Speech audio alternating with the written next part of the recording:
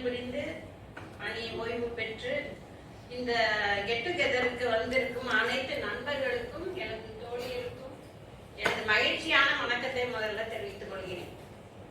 நான் 84 டிஎன்பிசியில தேர்வு பெற்று ராம்நாத் டிஸ்ட்ரிக்ட் எனக்கு. ஆனா ஃபர்ஸ்ட் நான் ஜாயின் பண்ணது தஞ்சாவூர் திருத்தலைப்பூண்டி தாலுகா ஆபீஸ்ல ஜூனியர் அசிஸ்டண்டா ஜாயின் பண்ணேன் 84ல. 85 டிஸ்ட்ரிக்ட் பிரிவு என்னுடைய சொந்த ஊர் பார்த்திபனூர் ராம்நாத் டிஸ்ட்ரிக்ட். அங்கே திரும்ப 85ல டிஸ்ட்ரிக்ட் சப்ளை ஆபீஸ்ல ஒன்வேல வந்தேன். ஒன்வேல டிஸ்ட்ரிக்ட் சப்ளை ஆபீஸ்ல ஜாயின் பண்ணேன். என்னுடைய தோழி இந்திரவள்ளி அவங்க நாங்க ஆண்டர்ஸ்ல படிச்சோம். ஒன்னா +2 படிச்சோம். ஒன்னாவே திருத்தரப்பூண்டி எங்களுக்கு போட்டேன். நான் திருத்தரப்பூண்டி, அந்த பிள்ளை நீ எங்க ஊர்? திருவையாறு. 2 பேருமே அது மியூச்சுவல்ல அடுத்த மாசம் 85ல நான் வந்தேன். அப்பெல்லாம் நம்ம சின்ன பிள்ளை 21 வயசு தான் இருக்கும். சார்லாம் எனக்கு நல்லா என்னை தெரிஞ்சிருக்க வாய்ப்பு இல்லை. ஆனா சார் நல்லா தெரியும். கோவிந்த சாமி சார், சாரு கதிரேசன் சார் எல்லாரும் ஏன் நல்லா தெரியும்னா, இந்த ரெவன்யூல சாயந்தர நேரத்துல இந்த ஆர்ப்பாட்டம் போராட்டம்லாம் நடக்கும். அப்ப நாங்கெல்லாம் இருக்க மாட்டோம். அந்த பழைய கலெக்டர் சொல்லிய ஒரு சந்து இருக்கும். அந்த சந்துக்குள்ள கூடி ஓடுனா தாலுகா சொல்லிய வெளியேறிடலாம். ஆனா கரெக்டா அந்த வழியில நின்னுக்குவா. என்னைக்கு ஓடு போய் அங்க போய் நின்று 10 நிமிஷம் நிக்க மாட்டீங்களா அப்படின்னு சொல்லி எங்களை எல்லாம் விரட்டி விடுவாங்க. அங்க போய் நின்றுட்டு போராட்டத்துல கலந்துக்குங்க, ஆர்ப்பாட்டத்துல கலந்துக்குங்கன்னு. அப்படி அவங்க போராடி உருவாக்கின ரெவன்யூ சங்கம். அதனாலதான் இப்ப இவ்வளவு பெரிய சங்கமா இருக்கு. இப்ப நான் 88ல என்னை யூஸ் பண்ணிட்டாங்க. ஏசி எக்ஸசைஸ் எடுத்தப்ப யூஸ் பண்ணி சரண்டர் பண்ணிட்டாங்க. அப்புறம் டெவலப்மெண்ட் போயிட்டேன். இருந்தாலும் எனக்கு நான் ரெவன்யூ டிபார்ட்மெண்ட் தான் அப்படிங்கிற எண்ணம் தான் எனக்கு எப்பயுமே இருக்கும். நான் எங்க போனாலும். ஏன்னா என்னுடைய எஸ்ஆர் ஓபன் பண்ணது ரெவன்யூல. எனக்கு சொல்லிக் கொடுத்தது பிஆர் பதிகிறது, பயிர் சொல்லி கொடுத்தது, எப்படி நடந்துக்கணும் எல்லாம் சொல்லி கொடுத்ததெல்லாம் எனக்கு ரெவன்யூ தான். அதை வச்சுதான் நான் எல்லா இடத்துலயுமே டெவலப்மெண்ட்ல நல்ல பேர் வாங்கினேன். தேவிகா ராணி என்னுடைய பேரு. டெவலப்மெண்ட்ல எல்லாருமே சொல்லுவாங்க, அந்த அம்மா பேச முடியாது அப்படின்னு சொல்லி சொன்னா, நான் ரெவன்யூல எவ்வளவு ரெவன்யூ டிபார்ட்மெண்ட் ஆக எல்லாருமே கெத்தா தான் இருப்பாங்க. அன்பா இருக்கிறது, பார்த்து இது பண்ற அதெல்லாம் ஒரு இது. ஆனா ரெவன்யூ அப்படின்னா அப்படி ஒரு கெத்து இருக்கும். டெவலப்மெண்ட்ல அந்த இது இருக்காது. ஆனா நான் அவ்வளவு கெத்து நல்லா இதா இருந்தேன். இப்ப இத்தனை பேரையும் ஒருங்கிணைத்த நம்முடைய விஸ்வலிங்க சார், மதிப்பிற்குரிய விஸ்வலிங்க ஐயா அவர்களுக்கு என்னுடைய நன்றியை தெரிவிச்சுக்கிறேன். நான் 2023ல புதுக்கோட்டையில பிஏ நோன்மையில இருந்து இப்பதான் ஓய்வு பெற்றேன். 2 வருஷம் ஆகுது. 2024ல சார் மீட்டிங் அப்ப இந்திரவள்ளி என்னை கூப்பிட்டு வாப்பாரு. அப்ப நான் சொன்னேன், நான் டெவலப்மெண்ட்ப்பா நான் வரல அப்படின்னு. அப்படி நினைக்காத, விஸ்வலிங்க சார்லாம் உனக்கு நல்லா தெரியும் வா அப்படின்னு சொல்லி கூப்பிட்டு போன வருஷமும் வந்தேன், இந்த வருஷமும் வந்திருக்கேன். எனக்கு எல்லாரையும் பார்க்கும்போது ரொம்ப சந்தோஷமா இருக்கு. என்னுடைய ராம்நாடு என்னுடன் பணிபுரிந்த எல்லாரும், கதிரேசன் சாரு, பழனிசாமி சார் எல்லாரையுமே எனக்கு நல்லா தெரியும். ஆனா என்னே தெரியுமான்னு தெரியல. லேடிஸ் பூரா எனக்கு நல்லா தெரியும். உஷா, பொன்னிலட்சுமி, இந்திரா. ஏன்னா அவங்க வீட்டுக்கு நரசிம்மன் எங்க டிபார்ட்மெண்ட்ல வேலை பார்த்தாரு, இந்திரவள்ளி, கங்காக்கா எல்லாருமே நல்லா தெரியும். எனக்கு ரொம்ப சந்தோஷம். நான் இன்னும் ரெவன்யூல தான் இருக்கேன் அப்படிங்கிற ஒரு இதோட சார் போனோட வரும்போது எங்களுக்கு ஒரு புக்கு கொடுத்தாங்க, யோகா. அது படிச்சுட்டு இருக்கேன், முத்திரை. எனக்கு ஏதாச்சும் ஒரு சிம்டம் ஏதாச்சும் இருக்கும்போது அதை பார்ப்பேன். ஃபர்ஸ்ட் என் பேரனுக்கு மலச்சிக்கல் இருந்துச்சு. 4th ஸ்டாண்டர்ட் தான் படிக்கிறான். அவனுக்கு போய் இந்த முத்திரை சொல்லி கொடுத்தேன். தம்பி உட்கார்ந்துட்டு இந்த முத்திரையை வை, உனக்கு கஷ்டமா இருக்காங்க. ஆமாம்மா, அவன் 4th ஸ்டாண்டர்ட் படிக்கிறவனுக்கு போய் நீங்க முத்திரை சொல்லி கொடுத்துட்டு இருக்கீங்களா அப்படின்னு. அவளுக்குமே தலைவலிக்கும் போது இந்த மாதிரி முத்திரைகள் நல்லா இருக்கு. அது நம்ம செய்யும் போது ரொம்ப நல்லா இருக்கு. எனக்கு உங்க எல்லாரையும் பார்த்ததுல ரொம்ப சந்தோஷம். எல்லாருமே சார் இன்னும் நிறைய 100 வருஷம், 100 இல்ல, சீனாவில எல்லாம் 106, 108 வயசுல ஒரு யூடியூப்ல போட்டிருக்காங்க. லேடிஸ் 108 வயசு லேடிஸ் எல்லாரும் சேர்ந்து ஒரு கெட் டுகெதர் நம்ம கோபிநாத் யூடியூப்ல போட்டிருந்தாரு. அவங்களே ட்ரை பண்ணிட்டு அவங்களே மாசம் ஒரு தடவை வருவாங்களாம். அது மாதிரி சார் 120 வருஷம், 130 வருஷம் இருந்து இந்த மாதிரி கெட் டுகெதர் யாருமே இது அப்படி எடுத்து நடத்த மாட்டாங்க. எங்க டெவலப்மெண்ட்ல எல்லாம் அந்த மாதிரி சங்கமும் ஒரு ஸ்ட்ரென்த்தா இல்ல, அதை நடத்துறதுக்கான சரியான ஆட்களும் இல்ல. ராமானுஜ சார், நான் ஏ செக்ஷன்ல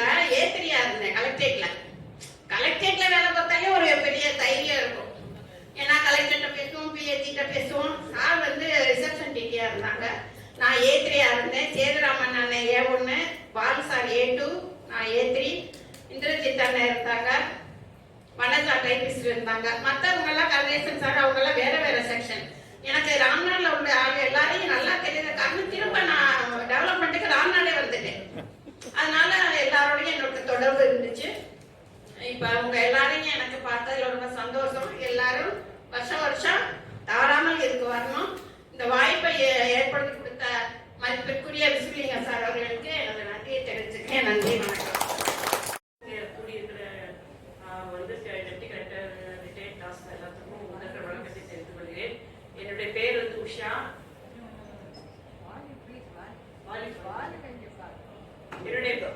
என்னுடைய பேர் வந்து உஷா. நான் வந்து 85ல காம்போசிட் ராம்நாட்ல ஜூனியர் ஸ்டூடெண்டா ஒர்க் பண்ணேன்.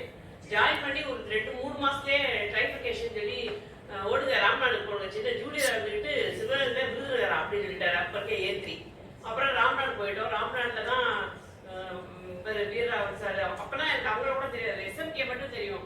மகாலிங்க சாரு கங்கா மட்டும் காம்போசிட் இருந்தாங்க. ஏன்னா நான் கல்யாணம் ஆயிடுச்சு 85லையும். இப்போ டெய்லி வெள்ளிக்கிழமை அங்க இருந்து இங்க வர வேண்டியது, திங்கக்கிழமை காலமா போக வேண்டியது. நான் C செக்ஷன்ல தான் 3 வருஷம் வேலை பார்த்தேன். எனக்கு வந்து விஸ்வலிங்க சார் தான் சூப்பரண்டா இருந்தார். முதல்ல C1 இருந்தார். அவர் C1 இருந்தாரு, நான் C4 இருந்தேன்.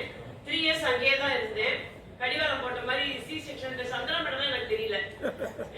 இங்க வந்த பிறகுதான் தெரியுது. மதுரைக்கு வந்த பிறகுதான் வீரராவன் சாரு, குமார் சார் தெரியும். ஏன்னா வெள்ளிக்கிழமை நாங்கெல்லாம் பஸ்ல வருவோம் ராம்நாட்ல இருந்து, அதனால தெரியும். அவர் வந்து சூப்பரண்டா இருந்தாங்க சார். எனக்கு ஹெட்லாக் இருந்தாங்க. நான் ரிட்டையர், நான் வந்து 19ல டெப்டி கலெக்டர் ஸ்டாம்ப்ஸ்ல இருந்து ரிட்டையர் ஆனேன். விருதுநகர்ல இருந்தேன். AC யூனிட்டியா இருந்தேன் கடைசியா. ரிட்டையர்மெண்ட் அப்ப மதுரைக்கு வந்துடலாம்னு சொன்னாங்களா, அதனால நான் நம்ம மினிஸ்டர் பார்த்து மதுரைக்கு வந்துட்டு அந்த ஒரு 2 வருஷம் இருந்து மதுரையில ரிட்டையர் ஆனேன். அந்த வந்து ஜூனியர் ஸ்டேட்டா இருந்து நான் 88ல வந்தேன் மதுரைக்கு. மதுரைக்கு வரும்போதெல்லாம் அந்த சங்கர் சுப்புன்னு ஒரு PhD, நீ போகாதம்மா இங்க இருந்தா டிஆர் ஆயிடலாம், எதுக்கு போறேன்? இல்ல சார் நான் ஜூனியர் ஸ்டேட்டாவே ரிட்டையர் ஆயிடுறேன், நான் மதுரைக்கு போயிடுறேன்னு வந்தேன். ஆனா மதுரையிலேயே வந்து டாஸ்கே ஆச்சரியமாச்சு. நம்ம நிறைய விட்டு அடிபட்டேன், ஊஸ்ட் ஆயிடுச்சு 2-3 விட்டெல்லாம்.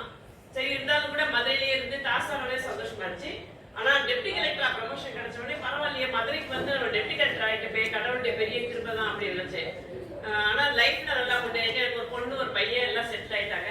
நாங்க ராம்நாட்ல வந்து சார் வீட்டுல சார் ஞாபகம் இருக்கான்னு நாங்க நியூலி மேரிட் கப்பல் எங்க வீட்டுக்காரர் வந்துருக்காரு, அவரையும் கூட்டிட்டு வந்தேன். ஆனா ஸ்பெஷலைஸ் சார் நல்லா தெரியும். நிறைய வட்டம் அவர் வீட்டுல நாங்க விருந்து சாப்பிட்டுருக்கோம். நியூலி மேரிட் கப்பலா இருந்தோம். அப்ப கடிவாளம் போட்ட மாதிரி மதுரைக்கு வர்றது ராம்நாடுக்கு வர்றது தான் தெரியும். அப்புறம் மதுரைக்கு வந்த பிறகுதான் ஒரு வீரராவன் சாரு அவங்க எல்லாம் இருந்தாங்கன்னே தெரியுது. நான் E செக்ஷன்ல வேலை பார்த்தப்போ நம்ம அவர் சார் PhD இருந்தாங்க ராமானுஜன் சாரு. அப்புறம் ஆர்மோ சார் இருந்தாங்க. நான் தாஸ் சார் இருந்தப்போ தாஸ் சார் ஆகி முக்கிய தக்கி அப்பதான் தாஸ் சார் ஆகிருக்கேன். என் கூட ஜூனியர் இருந்தவங்க எல்லாரும் டெப்டி கலெக்டர் ராம்நாட்ல இருந்து வர்றாங்க. வீரராவன் சாருக்கு எப்படி DC ஆகலன்ற ஒரு இது இருக்கும், அதுதான் எனக்கும் DRO ஆகலன்ற ஒரு இது இருக்கும். ஏன்னா என்னோட உள்ளவங்க எல்லாருமே DRO ஆயிட்டாங்க. நான் தான் 3 வருஷம் போக்கப்பட்டு வந்துட்டேன்ல. இருந்தாலும் கடவுள் வந்து என் லைஃப்ல நல்லா உயர்த்தினாரு. பிள்ளைகள்லாம் நல்லா 2 பிள்ளைங்க செட் ஆச்சு. பையன் 1 பொண்ணு 1. இப்ப நாங்க ரிட்டையர்மெண்ட் ஆகி இன்னொரு முக்கிய விஷயம் சொல்லணும், கார்பரேஷன்ல இப்ப கன்சல்டன்ட் ஒர்க் பண்றேன். எனக்கு வந்து எல்லாம் பேஸ்மெண்ட் நல்லா இருக்கணும்பாங்கல்ல, எனக்கு வரிவரை சொல்ற மாதிரி பாட்டம் வீக்கா இருக்குன்னு எல்லாமே எனக்கு எல்லாமே ராம்நாட்ல தான் நோட் ஃபைல் எழுதுறது, டிராஃப்ட் எழுதுறது. இப்பயும் கங்கா சொல்றான், நாங்களாம் டைப்பிஸ்டா இருப்போம், எழுதி போடுங்க, அப்ப நாங்க டைப் படிக்கிறதுக்குன்றா. அந்த பேஸ்மெண்ட் வந்து சார் நல்லா சொல்லி கொடுத்தாங்க எனக்கு. சாருக்கு முன்னாடி அவர் C1 இருக்கும்போது தர்ராஜ் சார் ஒருத்தர் இருந்தாரு. அவர் பையங்கெல்லாம் அப்பதான் அப்பாயின்மெண்ட் ஆனாங்க. ஆனா அவங்களாம் நான் தாசா இருக்கும்போது இங்க A6 வந்துட்டாங்க. சரி ரைட், ஏதோ ஒன்றை இழந்தாதான் ஒன்றை பெற முடியும். அதனால அப்புறம் நல்லா சொல்லி கொடுப்பாரு சாரு. அவரோட பேஸ்மெண்ட்ல தான் நான் நல்லா மதுரைக்கு வந்தப்பறம் தெரிஞ்சு உஷா நல்லா வேலை பார்ப்பாங்களேன்றா. அது எல்லாத்துக்கும் மதுரையில நான் எத்தனை வருஷம் வேலை பார்த்தாலும் எனக்கு வந்து ராம்நாடு தான் எனக்கு ரொம்ப பிடிக்கும். ஏன்னா எனக்கு எல்லா ஒர்க்கும் சொல்லி கொடுத்தது வந்து ராம்நாடு தான். இப்பயுமே நான் கன்சல்டன்டா ஒர்க் பண்ணிட்டேன்னா நான் வந்து BL கிடையாது, பட் கார்பரேஷன்ல வந்து கமிஷனர் தான் அப்பாயின்மெண்ட் பண்ணாரு கார்த்திகேயன் சாரு. நல்ல ஒரு ரெஸ்பெக்டபிள் போஸ்டா வச்சிருக்காங்க. ஒன்லி கோர்ட் கேசஸ் தான்.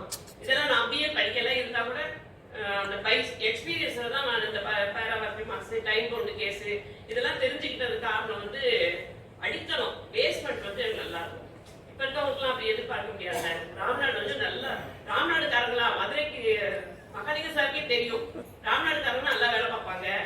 ஏன்னா நல்லா அது மாதிரி அன்பு சாரே கூட ராம்நாடு தெரியாது, விருதுநகர் போகும்போது சாரு APA, அதனால தெரியும். எனக்கு இப்போ ஒரு ஆதரவு இருக்கு, நம்ம BL படிக்காம போயிட்டோமே.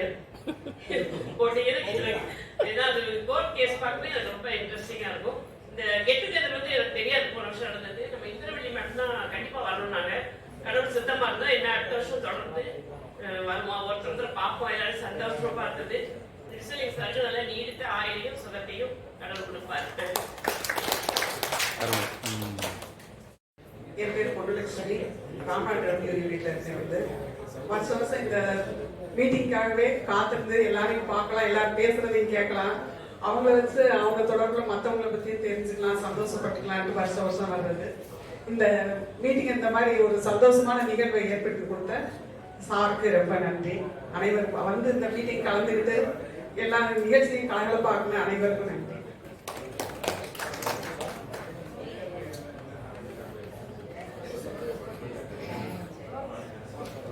அனைவருக்கும் வணக்கம்.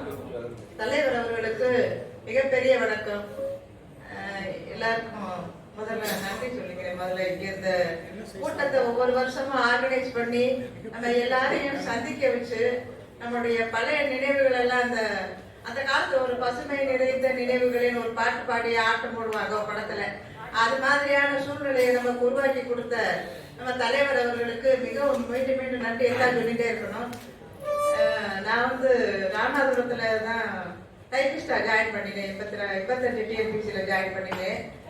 அப்பல இருந்தே ராமநாதபுரத்துலயும் அந்த ராம்நாத் டிஸ்ட்ரிக்ட்ல உள்ள ராமநாதபுரத்துலயே தான் வேலை பார்த்துருக்கேன். பேர் வெங்கையும் ஆரியப்பேருக்கு மட்டும் பரமக்குடிக்கு 2 வருஷம் போயிட்டு வந்திருந்தேன்.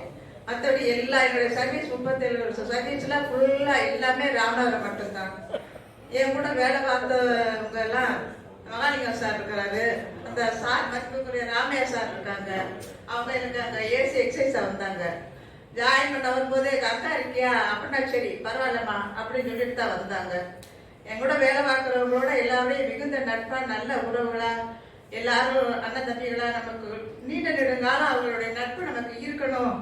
அவங்க வீட்டுக்கு நம்ம போகணும், நம்ம வீட்டுக்கு அவங்க வரணும், அப்படி எல்லாருக்கும் நம்மளால முடிஞ்ச நல்ல உதவிகளை செய்யணுங்கிற எண்ணத்தோட தான் நான் பழகுவேன்.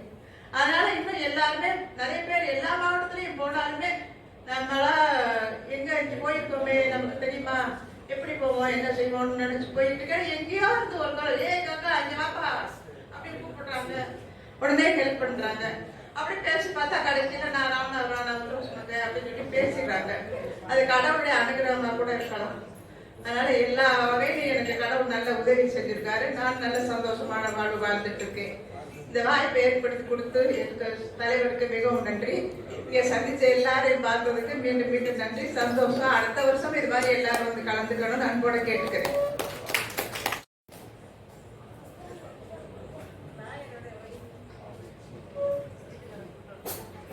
இங்கே குழுமே இருக்கும் தலைவர் மற்றும் அனைவருக்கும் வணக்கம்.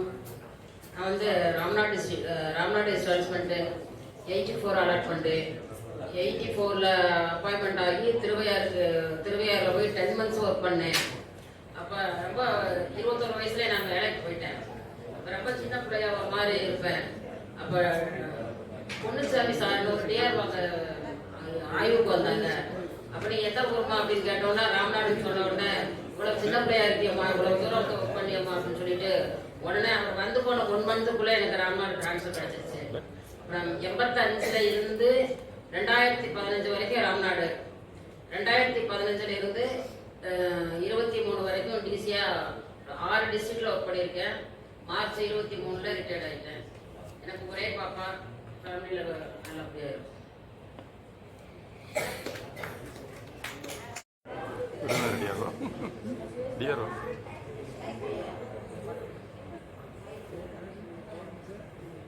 ஐயா விஸ்வலிங்கம் அவர்களுக்கும் வருகை தந்துள்ள அனைத்து அலுவலருக்கும் எனது முதற்கண் வணக்கத்தை தெரிவித்துள்ளேன். ஒரு 15 days முன்னாடி தான் நான் நினைச்சேன் ஐயாவிலிருந்து ஒரு மெசேஜ் பண்ணியே மே மாத இறுதியில் வந்து ஒரு கெட்டுகெதர் மீட்டிங் போடுறாங்களே அப்படின்னு நினச்சிக்கிட்டு பார்த்தேன். அடுத்த மெசேஜ் வந்துச்சு. சரி அந்த நான் மீட்டிங் வந்து எவ்வளோ வந்து ஒரு வந்து அனைத்து நண்பர்களையும் முன்பாக ஒரு நல்ல வாய்ப்பாக அமையும். மேலும் அந்த மருத்துவ குறிப்புகள், முக்கியமாக மருத்துவ குறிப்புகள் வந்து அறிந்து கொள்ள மிகவும் ஆவலாக இருந்தேன். எனக்கு என்னுடைய பெயர் வந்து என் ஜீவராஜ், விருதுநகர் மாவட்ட வருவாய் அலுவலர். 36 ஆண்டுகள் வந்து படிப்பிருந்து ஓய்வு பெற்றுள்ளேன். எனக்கு வந்து ஒரு பையன் ஒரு பொண்ணு, இருவருக்கும் திருமணம் ஆகிவிட்டது. நன்றாக உள்ளேன். அனைவருக்கும் நன்றி பாராட்டி விடைபெறுவேன். நன்றி, வணக்கம். பெருமதிப்புக்கும் மரியாதைக்குரிய அண்ணன் அவர்களே, சகோதரர்களே, தோழர்களே, எல்லோருக்கும் என் இனிய வணக்கம் தெரிவிக்கிறேன். இந்த அருமையான கெட்டுக்கதர் கூட்டம் இதில் கலந்து கொள்ள அழைத்தமைக்கும் இது கலந்து கொள்ள வாய்ப்புகள் கிடைத்தமைக்கும் எல்லோருக்கும் கடவுளுக்கும் நன்றியை தெரிவிக்கிறேன். அண்ணன் அவர்களை பற்றி ஜீவராஜ் அடிக்கடி பேசுவார். அவரு தானும் பக்கத்து வீடு தான், டிடி வரைக்கும் பக்கத்தில் இருக்கும். தாசில்தார் ஆனப்புறம் வரைக்கும் டிப்டி கலெக்டர் டிஆர் ஆனப்புறம் ரொம்ப தூரம் போயிடுச்சு. வீடு பக்கத்து வீடு தான், ஆனாலும் சந்திக்கூடிய வாய்ப்புகளே கிடையாது. இப்போ தான் கடந்த 23 தான் மேல் தான் ரிட்டர்னாங்க. அவர் 22 தான் 23 ரிட்டர்னாங்க. அதுக்கு பிறகுதான் மறுபடியும் டெய்லி சந்திக்கக்கூடிய வாய்ப்புகள் அதெல்லாம் கிடைக்குது. அடிக்கடி பேசும்போது அண்ணன் அவர்களை பற்றி பெருமையாக எப்படி நான் 89ல் நண்பர் குணசேகரன் செட்டு புறவை வீடு அவர் செட்டு அவர் எப்படி பேசினாரோ அதே மாதிரி சகோதரர் பாண்டியன் சார் சொன்ன மாதிரி இந்த விஷயத்தை அவரும் ஜீவராஜ் அடிக்கடி பேசுவார். எனக்கு ரொம்ப மகிழ்ச்சியாக இருக்கும்.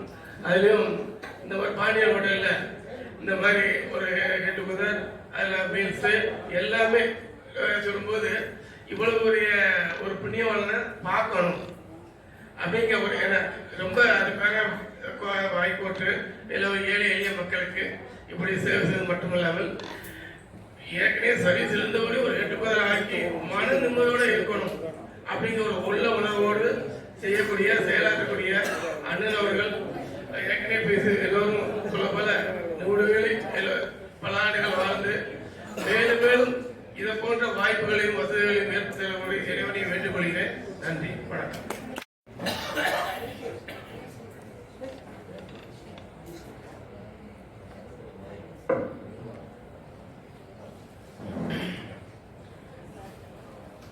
அன்பு நிறைந்த சகோதரர்களே, சகோதரிகளே, உங்கள் அத்தனை பேரையும் இந்த விழாவிலே ஒரு சேர பார்ப்பதிலே என்னுடைய எண்ணங்களை கருத்துக்களை உங்களுடன் பகிர்ந்து கொள்வதிலே நான் மிகவும் மகிழ்ச்சி அடைகின்றேன். நம்முடைய வாழ்க்கையினுடைய குறிக்கோள் நாம் தெரிந்து கொள்ள வேண்டும். எவ்வளவு செல்வத்தை நாம் கொட்டி குவித்திருக்கின்றோம், அரசாங்கத்திலே எவ்வளவு பதவி வகிக்கின்றோம், சமுதாயத்திலே எவ்வளவு உயர்ந்த அந்தஸ்திலே இருக்கிறோம், நமது பேருக்கு பின்னாலே எத்தனை பட்டங்களை பெற்றிருக்கின்றோம். இவையெல்லாம் முக்கியமல்ல. முக்கியமான விஷயம் என்னென்று கேட்டால், நாம் இந்த உலகத்தில் இருக்கின்ற பொழுதும் இந்த உலகத்தை விட்டு மறைந்த பிறகும் எத்தனை பேர் உள்ளத்திலே இனிமையாக குடியிருக்கின்றோம். இதுதான் வாழ்க்கையினுடைய குறிக்கோளாக இருக்க வேண்டும். தப்பி தவறி கூட யாருடைய உள்ளத்தையும் நாம் கஷ்டப்படுத்திவிடக்கூடாது. வாழ்க்கையினுடைய குறிக்கோள் எத்தனை பேரை மகிழ்ச்சிப்படுத்துகின்றோம் என்பதுதான். அடுத்து நாம் எவ்வளவு காலம் வாழ்கின்றோம் என்பது முக்கியமல்ல, இருக்கின்ற வரை ஆரோக்கியமாக வாழ வேண்டும். உடல் ஆரோக்கியத்தை காப்பாற்றிக் கொள்ள வேண்டும். Health is wealth. ஆக அந்த உடல் ஆரோக்கியத்தை காப்பாற்றிக் கொள்வதிலே நாம் மிகவும் கருத்தாக இருக்க வேண்டும். நம்மால் யாருக்கும் எந்த ஒரு இடர்பாடும் கூடாது. நான் ஓய்வு பெற்ற ஆண்டு 96. 29 ஆண்டுகளாக உயர்நீதிமன்றத்திலே நான் பணிபுரிகின்றேன். இப்பொழுது என்னுடைய வயது 86. நான் உடலை ஆரோக்கியமாக வைத்துக் கொள்வதற்கு காரணம் அந்த முத்திரை உடற்பயிற்சி தான். காலையிலே 1 மணி நேரம், மாலையிலே 1 மணி நேரம் முத்திரையும் உடற்பயிற்சியும் செய்கின்றேன். ஆக அதை நீங்கள் எல்லோரும் பின்பற்ற வேண்டும் என்பதுதான் என்னுடைய முக்கியமான ஆசை. அந்த உடல் நலத்தை பின்பற்றுவதற்கு இந்த முத்திரை பத்திரம் மிகவும் உதவியாக இருக்கும். அந்த முத்திரை நீங்கள் இப்பொழுது கான்ஸ்டிபேஷன், மலச்சிக்கல் இருக்கிறது அல்லவா, மலச்சிக்கல், மனச்சிக்கல், மனச்சிக்கல். Constipation is father of all diseases. So அந்த மலச்சிக்கல் இல்லாமல் இருக்க வேண்டாம், அதற்கென்று ஒரு முத்திரை, இதுதான் அபான முத்திரை. இந்த முத்திரையை இந்த புத்தகம் இருக்கிறத கொடுக்க போகிறேன். இந்த முத்திரையை செய்தீர்கள் மலச்சிக்கலே இருக்காது. காலையில் ஒரு 10 நிமிடம் அல்லது மாலையில் 10 நிமிடம் செய்ய வேண்டியது முக்கியம். அடுத்து கண் பாருங்க. இப்போ நான் நிபந்தனையிலும் கண்ணாடி இல்லாமல் இருக்கேன்னு பாருங்கள். எனக்கு என்ன காரணம்? முத்திரை, பிராண முத்திரை. இந்த பிராண முத்திரை செய்தீர்கள் என்றால் கண் நரம்புகள் எல்லாம் ரத்த ஓட்டம் நன்றாக இருக்கும், ரொம்ப நல்லா இருக்கும். ஆக இந்த முத்திரைகளையும் உடற்பயிற்சியும் நம்ம செய்ய வேண்டும். உடலில் எல்லா உறுப்புகளுக்கும் ரத்த ஓட்டம் இருக்க வேண்டும். முழங்கால் வலி, 60 வயசு ஆயிடுச்சுன்னா நிச்சயம் முன்னேறி நடக்கிறவங்க எத்தனை பேர் இருக்காங்க? இந்த மீட்டிங்லாம் வந்திருக்காங்க. சுதந்திரபாண்டியன் என்பவருக்கு நாம் எல்லாரும் மௌன அஞ்சலி செலுத்த வேண்டும். அவர் போன கூட்டத்தில் வந்திருந்தார். இப்படி இந்த கூட்டத்தில் இல்லை, இறந்து போனார். எல்லோரும் கொஞ்சம் எழுந்து நின்று அவருக்கு அஞ்சலி செலுத்தி கேட்டுக்கொள்கிறேன். சுதந்திரபாண்டியன் துணை ஆட்சியராக வேலை பார்க்கிறார். போன கூட்டத்தில் எல்லாம் வந்திருக்கிறார். இந்த கூட்டத்திலே அவர் இல்லை, இறந்து போனார். சகோதர சகோதரிகளே, உங்களுக்கு சில பேர் இந்த ஒவ்வொரு கூட்டத்திலையும் அந்த புத்தகத்தை கொடுத்திருக்கின்றேன். இப்பொழுது இந்த புத்தகம் வாங்காதவர்கள் இந்த முத்திரை புத்தகத்தை வாங்கிக் கொள்ளலாம். வாங்கிக் கொண்டீங்கன்னா இதை நீங்கள் செய்ய வேண்டும்.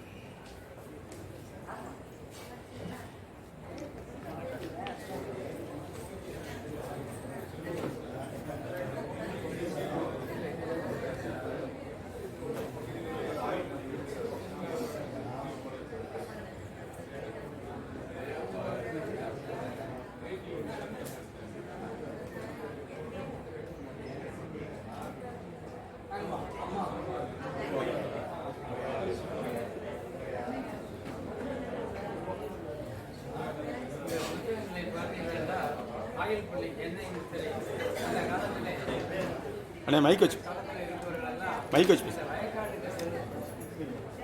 வயக்காட்டுக்கு செல்கின்ற பொழுது எண்ணெயை கொப்பளித்துக் கொண்டே போவார்கள். அங்கு வயக்காட்டில் எண்ணெயை கொப்பளித்து விட்டு ஆலமிச்சு வேலமிச்சு எடுத்து பல் விளக்குவார்கள். இறக்கின்ற வரை அவர்களுடைய பல்லு உடல்நிலையெல்லாம் நன்றாக இருக்கும்.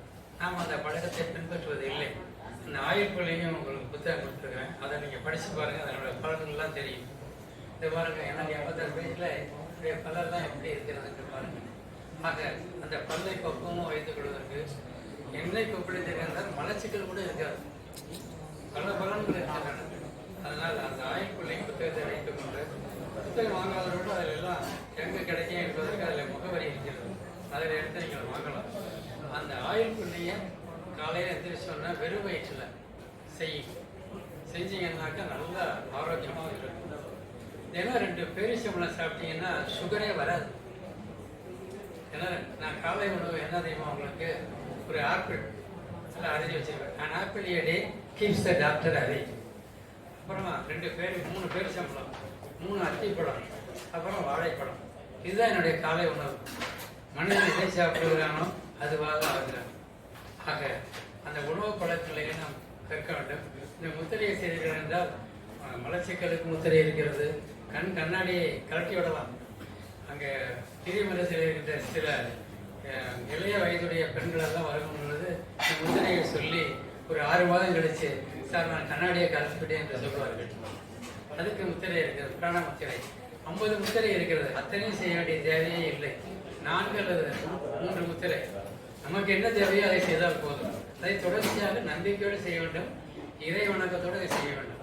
செய்தீர்கள் என்றால் நிச்சயமாக பலன் கிடைக்கும். அந்த பலனை அனுபவித்து விட்டு தான் உங்களுக்கு சொல்லுகிறேன். புத்தகத்தை படித்து விட்டு மட்டும் அல்ல, பலனை அனுபவித்து விட்டு சொல்லுகிறேன். முத்திரை செய்யுங்கள், உடற்பயிற்சி செய்யுங்கள், ஆரோக்கியமாக இருப்பீர்கள். ஆரோக்கியம் தான் நமக்கு முக்கியம். Health is wealth. ஆனால் யாருக்கு எந்த விதமான தொந்தரவும் இருக்கக்கூடாது என்று சொல்லி இந்த புத்தகத்தில் உள்ளதை நீங்கள் படித்து இந்த முத்திரையை செய்து ஆரோக்கியமாக இருக்கும் என்று கேட்டுக்கொண்டு உங்கள் அத்தனை பேருக்கும் நன்றி கூறி அமைகின்றேன். வணக்கம்.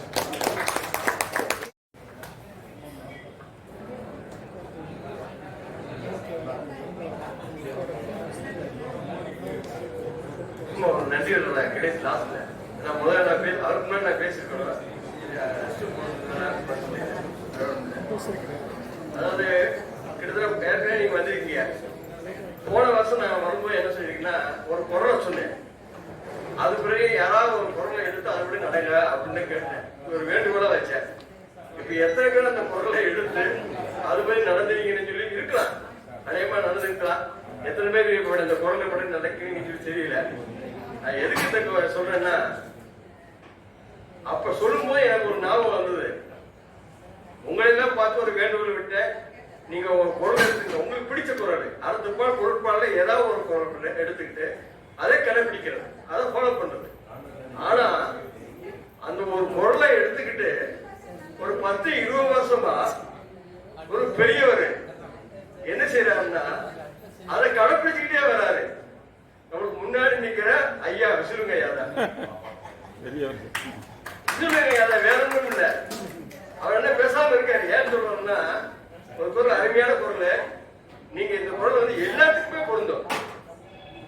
அறிவினால் ஆவது உண்டோ பிரிதின் நோய் தன் நோய் போல் போட்டா கடை. நீங்க மட்டும் இதை ஃபாலோ பண்ணி பாருங்க. ஃபாலோ பண்ண இந்த சமூகம், அவர் சொன்னாரு, பாண்டியன் சார் சொன்னாரு, சமூகம் திருந்தோம், மனிதர்கள் திருந்துவார்கள், குடும்பம் திருந்தோம், எல்லாமே திருந்துவாங்க. என்ன சொல்றாங்க அந்த குரலை?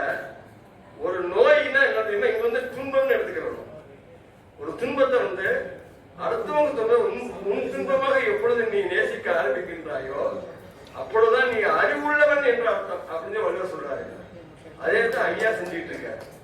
இப்ப புத்தகம்ல கொடுத்தாருல்ல, எது கொடுத்தாரு? உங்களுடைய துன்பம் கொஞ்சம் கொடுக்கிறாரு, அவருடைய துன்பம் கிடையாது. நான் பட்ட அனுபவம் உங்களுக்கும் வரணும் அப்படின்னு தெரியுமா? அடுத்தவங்க துன்பம் வந்து நான் துன்பம் எடுத்துக்கிறாரு. இது வந்து புத்தகம் கொடுக்கறது மட்டும் கிடையாது, கேஸ் அப்படியேதான். கேஸ் வந்தோடனே பாத்தீங்கன்னா இவர் மட்டும் ஏன் ஜெயிக்கிறாரு? அவர் பாண்டியன் நல்லா சொன்னாரு. ஏன் மற்ற 90% வெற்றி சார். நான் அவர்கிட்ட சொல்லி தனியா இருந்துட்டு இருக்கேன். 90% கொடுத்துருவாரு, உங்களுக்கு நல்லா பலன் வாங்கி கொடுத்துருவாரு, ஆர்டர் வாங்கி கொடுத்துருவாரு. எப்படி கொடுப்பாருன்னா அது இவருடைய துன்பமா எடுத்துக்குவாரு. அந்த கேஸ் இவருடைய கேஸ். அப்ப துன்பம் எடுத்துட்டீங்களா நீங்க? அடுத்தவங்க துன்பத்தை இவரை எடுத்துக்கிறாரு. அதே மாதிரி நீங்க அடுத்தவங்க துன்பத்தை இங்க பார்க்க ஆரம்பிச்சிட்டீங்க வச்சுங்களேன், நம்ம ஒழிப்பு. இந்த குரலை வந்து இப்ப சொல்றேன் நானு, அடுத்த வருஷம் இதே மீட்டிங்ல மறுபடியும் நான் கேட்கிறேன், எவ்வளவு ஃபாலோ பண்ணி பாருங்க, நிச்சயம் பாருங்க, ரொம்ப நல்லா இருக்கும். அது என்ன சொல்ல வர்றதுன்னா, அவங்க இடத்துக்கு போய் நீங்க நிக்கணும். ஒரு துன்பம் சொன்னா என்ன தெரியுமா, இது நோய்க்கு மட்டும் நான் சொல்லல, அது நோய்க்கு மட்டும் இது சொல்லல. ஒரு ஆள் பேசுறாரு, நான் ஒரு ஆள் பேசுறேன்னா அவருடைய பேச்சு மட்டும் நீங்க இருக்காங்க, அவருடைய பின்புலத்தை பாருங்க. ஏன் அவர் இப்படி பேசினாரு, ஏன் இந்த வார்த்தைகளை யூஸ் பண்ணாரு, இப்படிலாம் பாருங்க. இப்படி பார்த்தா என்ன தெரியுமா, நம்ம என்ன செஞ்சோமோ அவரை மன்னிக்க ஆரம்பிச்சிருவோம். புரியுதுங்களா? நீங்க சொந்தக்காரங்க, உறவினர், நண்பர் யாரா இருந்தாலும் கேட்டா திடீர்னு கோவப்பட்டு ஏதாவது பேசுவாரு. பேசணும்னா நீங்க என்ன செய்யணும், கோவப்படுங்க. நீங்க வள்ளுவர் அப்படி சொல்லல. அவர் ஏன் அப்படி பேசுறாரு சொல்லி அவர் இடத்துல போய் நீங்க போய் நின்று பாருங்க. அவருடைய பின்புலம் என்ன, ஏன் பேசுறாரு, என்ன சொல்லி. எதுக்கு சொல்றோம்னா, மறுபடியும் அந்த வேண்டுகோள் தான், இந்த குரலை ஃபாலோ பண்ணுங்க. இந்த குரலை ஃபாலோ பண்ணா நம்ம எல்லாருமே சிரிக்கலாம். என்ன அடுத்து நம்ம விசுவல் ஐயா வந்து அடிக்கடி சொல்லிட்டே இருப்பாங்கல்ல, 31. இப்ப என்ன ஆச்சுன்னா, பிறந்த நாடு அவர் மாதிரி இவர் ஒரு 34 எனக்கு ஒண்ணு நான் வந்து ஒன்னாந்தே நான் வந்து வீட்டுக்காரன் சொல்லிட்டேன். அது 3 ஒன்று சேர்த்துக்க 31. நம்ம ஐயா கூப்பிடுறாங்க, கேட்டா 16 கூப்பிட்டாரு ஐயா. என்ன உங்களுடைய அழைப்பை ஏற்று எல்லாரும் வந்திருந்து சிறப்பு செய்ததற்கு மீண்டும் மீண்டும் நன்றி தெரிவித்துக் கொள்கிறேன். அவர் சார்பாக